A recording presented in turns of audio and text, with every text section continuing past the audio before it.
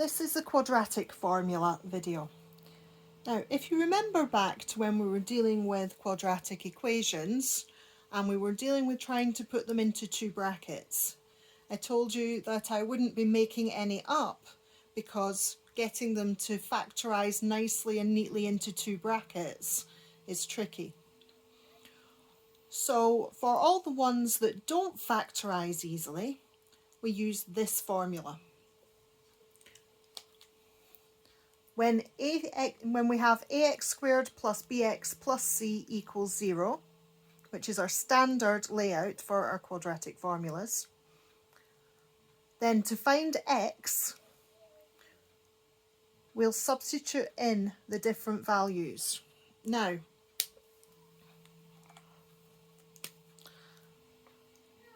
our a is here and here. Our b is here and here. And our c is here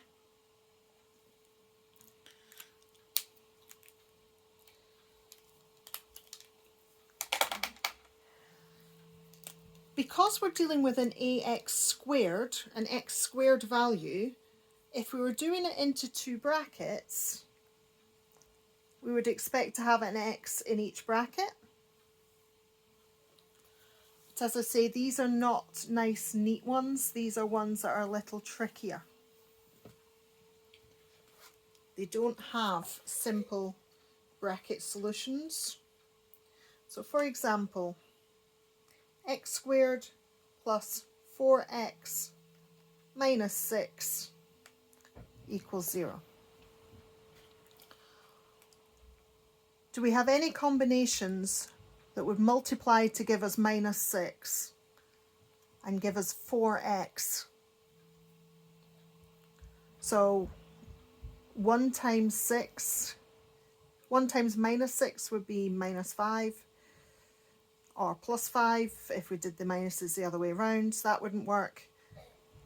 2 times 3, that would get us 1, that wouldn't get us 4x. It's not possible using the factorising method that we've used before. So here we have an a value of 1. We have a b value of 4 and a c value of minus 6. Okay, so we will be looking for two answers at the end. And this is another little interesting fact to add on to everything you know about numbers so far as well. So, x equals minus b, so that's minus 4. Then we've got this symbol. I have told you frequently that mathematicians are rather predictable. If you look closely at that symbol, it looks like a plus and a minus. And what that does is tell us we have two sums to do, one positive, one negative. And that will give us our two answers.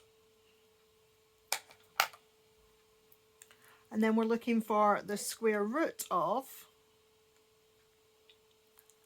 the stuff in the bracket. Now,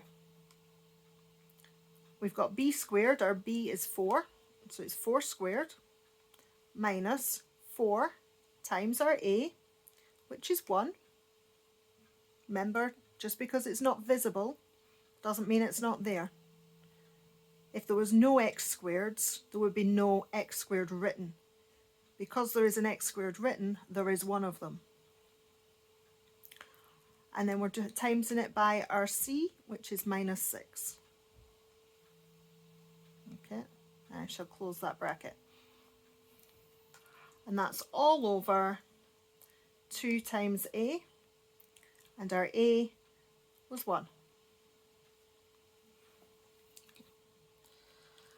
Now, this is the part where you have to learn how to work your calculator.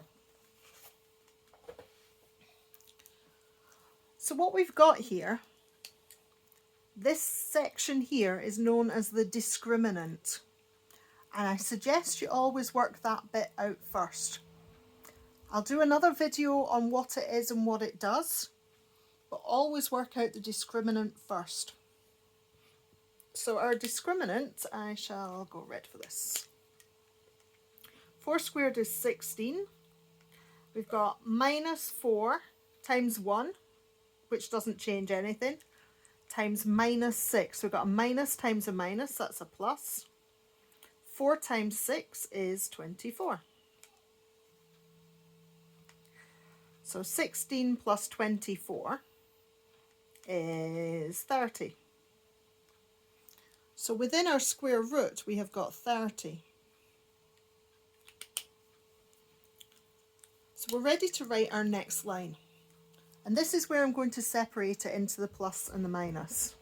And I'm going to use 2 different colours. So I've got x equals minus 4 plus the square root of 30 all over 2. And I have got x equals minus 4 minus the square root of 30 all over 2. Wiggly line there. And we need our calculator. So, in my calculator I'm putting in minus 4 plus square root of 30. I'm hitting equals, and then I'm hitting divide by 2.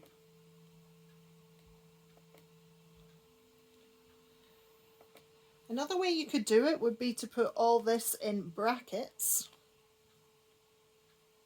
and then do it all in one line in your calculator. But be aware, Casio calculators can be finicky with that.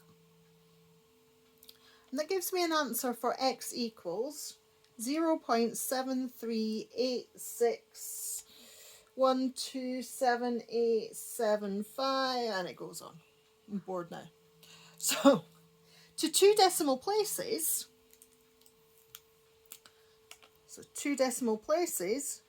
you always look to the one after. That tells us we're rounding up. So we have x equals 0.74 to 2 decimal places. Okay. Now let's have a look at the other side. So I have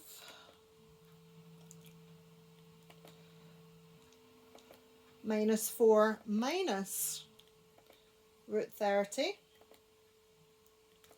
equals divide by 2,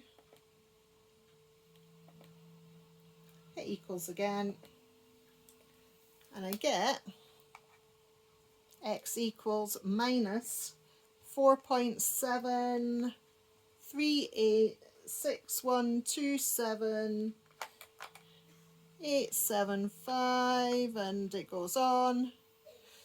So to 2 decimal places again.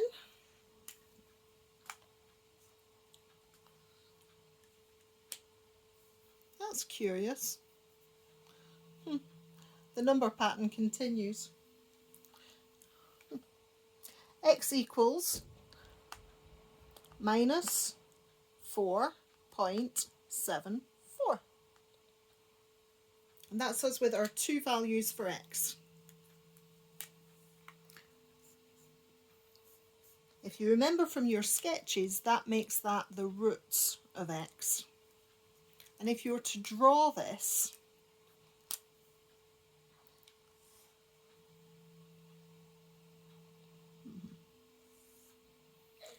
we know that we've got an x here and an x over here.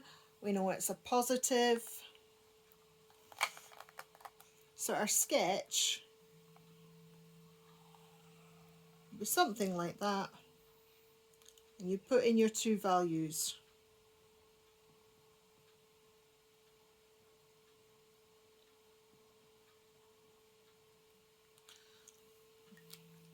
Now in this question we haven't been asked for where it cuts the y-axis, but you happen to know that it cuts the y-axis when x is 0, which would leave us with y at -6.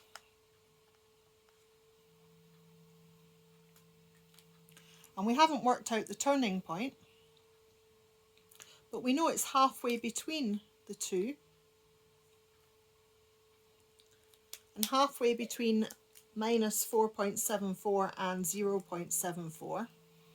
If we ignore the 0.74 bit, because that's going to be the same, we've got -4, -3, -2, -1, 0. It's going to be at -2.74, and that gives us an axis of symmetry of x equals -2.74.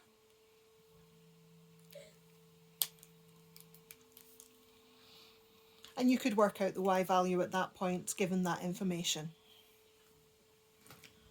Right. Now what happens when x is not 1? When x squared, sorry, is not 1?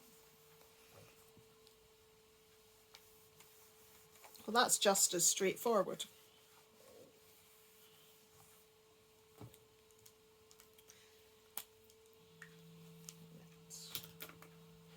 Okay, so if we use the example 4x squared minus 3x minus 2 equals 0,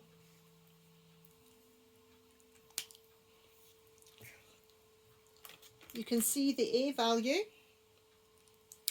as 4, the b value as -3, and the c value of -2. Stick that into your formula, and we have x equals -3. So for the sake of making it clear where everything's come from, I will write that in this one time. Plus or minus the square root of b squared, which is -3 squared, minus 4 times a, which is 4, and c, which is -2. Okay? And it's all over 2 lots of a, and a is 4. So let's work out some of this. Let's start with our discriminant, the place where I say you should always start. -3 squared is -3 times -3, so that's 9. -4 times 4, 4 fours is 16, so that's -16 times -2. A minus times a minus is a plus. 16 twice is 32. And that gives us 41 inside our square root, which is a positive number. Okay. And now at the front here we've got -3, we've got +3, and I'll separate us out there. 3 plus square root of 41 divided by 2 times 4 is 8, and on the other side we have got x equals 3 minus root 41 all over 8. And let's work that out. So, in your calculator, 3 plus square root of 41. If you're wondering why it's taking me so long on my calculator, it's because I'm using my computer. Right. I'm hitting equals, then dividing by the 8, and I get x equals 1.1753905. I really don't want to go any further.